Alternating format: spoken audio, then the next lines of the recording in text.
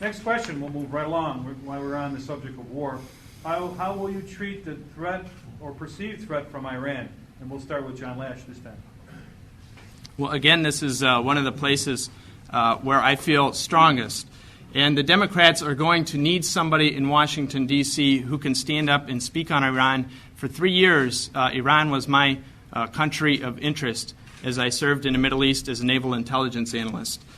This book was written, Nation of Secrets, by Ted Gupp. I had the opportunity to speak to him, and he talks about how as we led up to the war in Iraq, Bush had handed off all this intelligence for members of Congress to go read. 96% of the members of Congress never bothered signing in to the SCIF to read the intelligence reports. We need to have somebody with my background to read the intelligence reports as Bush continues to ramp up for a war in Iran. Now, I have yet to answer the question, which is, what do we do with Iran? And the answer is diplomatic at all cost. I'm opposed to any unilateral invasion of Iran.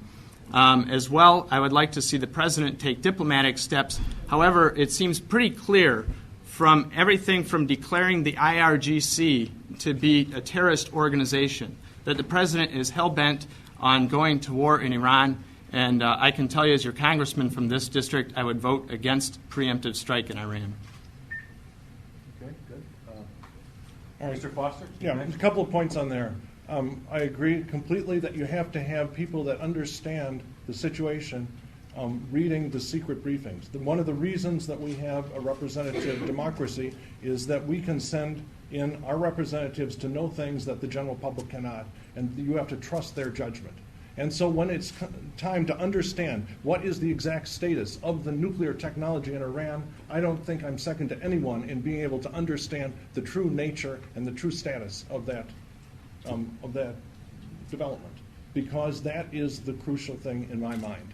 You know, it may turn out that the nuclear program in Iran is big enough and scary enough and secret enough that some sort of military thing might be justified. Now, if that is to ever happen, it has to happen in the context of a full congressional discussion. It is not okay that the preponderance of members of Congress did not read all the details before we went into Iraq. And it will not be okay if they don't read them before we go into Iran. And it is absolutely unacceptable that President Bush should be trusted to do this. There are efforts that are being discussed and that I actually support to specifically prohibit a unilateral action by the president to launch a military effort against the nuclear facilities in Iran. That is actually a very big danger right now. I think there are signs that he is leaning that way, and frankly, I don't trust him. We should explicitly prevent that from happening, and that's how I feel about it. Okay, very good. Jonathan, same question, please. With respect to Iran, we have to do everything possible as a nation to work with the international community to try to ensure that the Iranians do not build nuclear weapons. And what that means is there's two levels that happens on. One is the public level that we are all aware about and that we read in the paper where people and countries make statements. But there's another level. There's the secret negotiations that go on and that I actually don't have an insight to. I do know, for example, that the Russians, who are often seen as being buddy-buddy with the Iranians, that's the way it's perceived in the papers here, and both the Russians and the Iranians would like it on one level. The Russians have absolutely no interest whatsoever in the Iranians getting nuclear weapons, because those missiles that can be aimed at the United States over long oceans or at Israel, where the Iranians are currently threatening, could be turned around and aimed right at Russia. So Russia has a long history, for example, of protecting its own homeland. If you read the history of the area and you read the history of the Middle East, none of the other Arab countries in the region have any interest in Iran having nuclear weapons. Iran, in fact, is not an Arab country. It's Persian. And for many, many, many, many years, the Iranians and the Arabs have fought wars against each other. So what we need to do is on every level ensure that country cannot get, Iran cannot get nuclear weapons. And we need to have a concerted diplomatic effort, both in the papers, in the public, as well as in private, to ensure that that doesn't happen.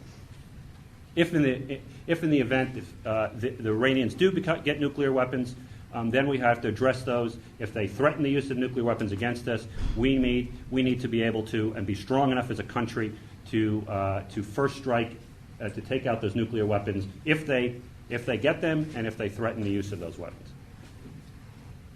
Can I respond on that? Go ahead, John. You can respond. Well, I just wanted to point out that, one, if Iran is anywhere close to getting nuclear weapons, the person that's going to make the first strike is Israel, and we've already got World War III on our hands.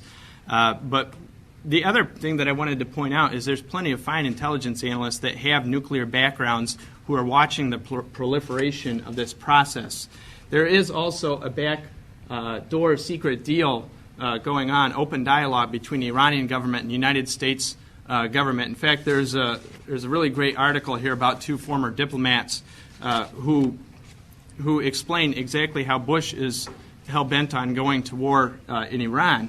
And I think that it's important that the representative from this district forces the president to take a diplomatic role. And I think that we should all take a pledge to say that we will not vote for war. Because I'm willing to say right now that I used to write something called a 110-day plan. Where would we be if we invaded Iraq, Iran? And if you think Iraq is a mess, Iran would be a complete and utter nightmare, especially if we were the ones to initiate the strike. So I think that we should all state yes or no, would we vote for war or not? Okay, a response back from you, Jonathan, or Bill, on the same issue? I guess I'm unsure about what the structure of this debate is, but Well, Right. if okay, he wanted to do a response. I want to let you have a chance to respond back if you choose. Okay? Equal time. Equal time. So did you want to respond back to the question? If not, we'll move on to another question. I'm unwilling to make an absolute commitment until I see the secret intelligence. And in fact, that's one of your duties as a congressman. Okay. And I would say that I will do everything possible to defend the United States of America.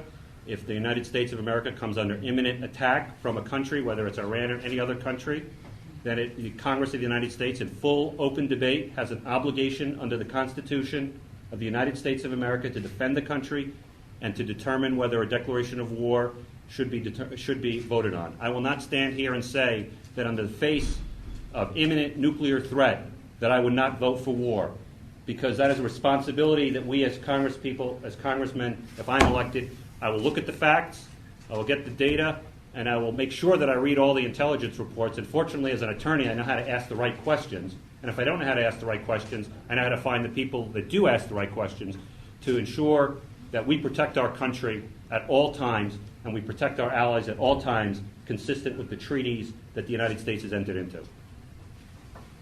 My name is John Lash. I approve this message.